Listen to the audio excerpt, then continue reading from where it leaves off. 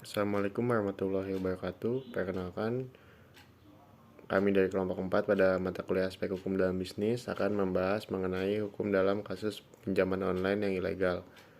Kelompok 4 yang beranggotakan 5 orang diri dari Bimawan, Cindar Bumi, Tony Ramadan, Widya Ismayanti, Sri Mulyani Indarwati.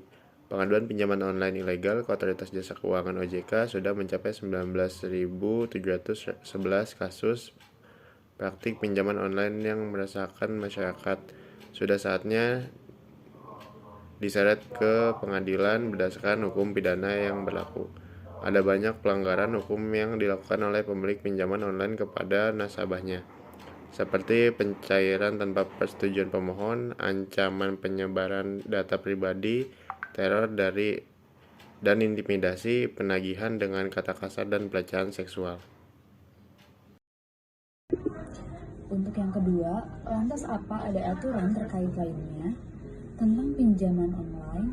Jawabannya yaitu ada. Selain pengaturan pinjaman online berbasis teknologi informasi termuat dalam POJK nomor 77 POJK nomor 1 2016, sedangkan aspek kewenangan OJK terhadap inovasi keuangan digital di sektor jasa keuangan diatur dalam POJK nomor 13 POJK nomor 2 2018. OJK diberi kewenangan berkaitan erat terhadap pengaturan dan pengawasan terhadap kegiatan-kegiatan jasa keuangan di sektor peransuransian dan pensiun, lembaga pembiayaan, dan lembaga jasa keuangan lainnya.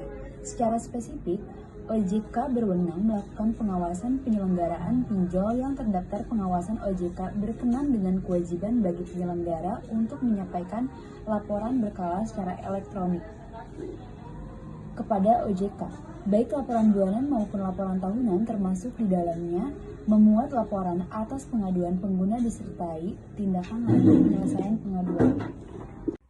Atas peran tersebut, lantas bagaimana peran OJK? Perlu dicatat bahwa yang berwenang dalam melakukan pengawasan dan penindakan pinjaman online secara ilegal adalah Satgas Waspada Investasi atau yang disebut dengan SWI. Berupa sanksi administratif, baik berupa peringatan tertulis, denda, pembatasan izin usaha, bahkan pencabutan izin. Satgas Waspada Investigasi atau SWI bekerja sama dengan Kementerian Komunikasi dan Informasi atau Kemenkominfo, Otoritas Jasa Keuangan atau OJK, serta aparat penegak hukum yaitu Kepolisian Republik Indonesia. Apakah hanya itu aturannya?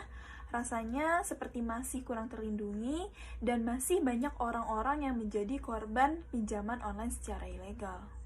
Sejatinya, perlindungan privasi dan data pribadi warga negara secara konstitusional menyatakan negara berkewajiban untuk melindungi privasi dan data penduduk.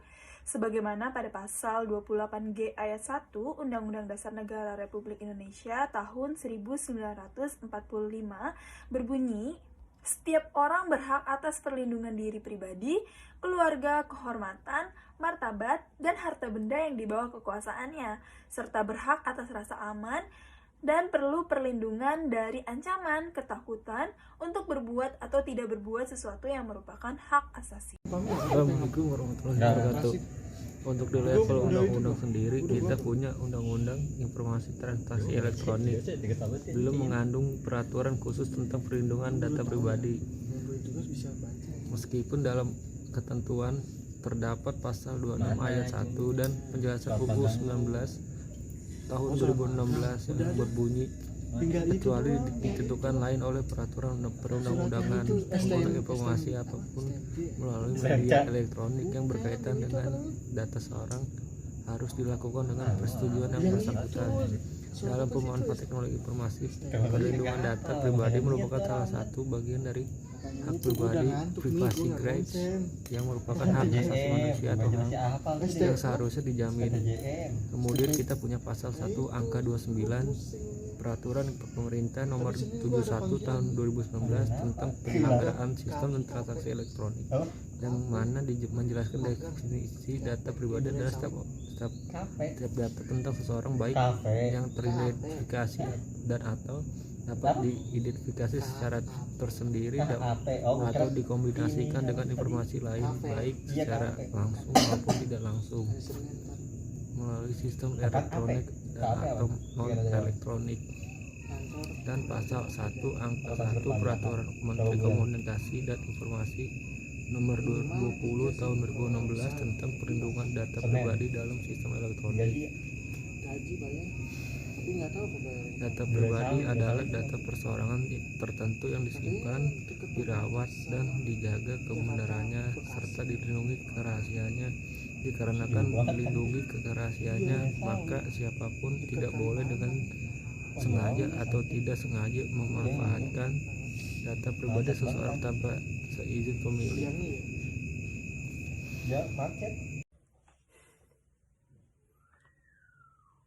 Maka berdasarkan dua ketentuan di atas, nasabah yang data pribadinya disalahgunakan oleh layanan vintage atau vintage lending dapat mengajukan gugatan untuk ganti kerugian pada pasal 26 ayat 2 UU ITE dan atau mengajukan pengaduan berdasarkan pasal 36 Permen Kominfo 20/2016 di atas.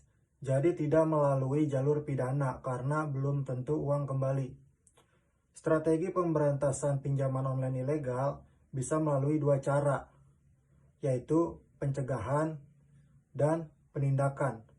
Pencegahan bisa dengan mengintensifkan edukasi kepada masyarakat tentang bahaya pinjaman online ilegal. Selain itu, perlu ada moratorium izin pinjaman online untuk menyelamatkan masyarakat dari jebakan pinjaman online ilegal.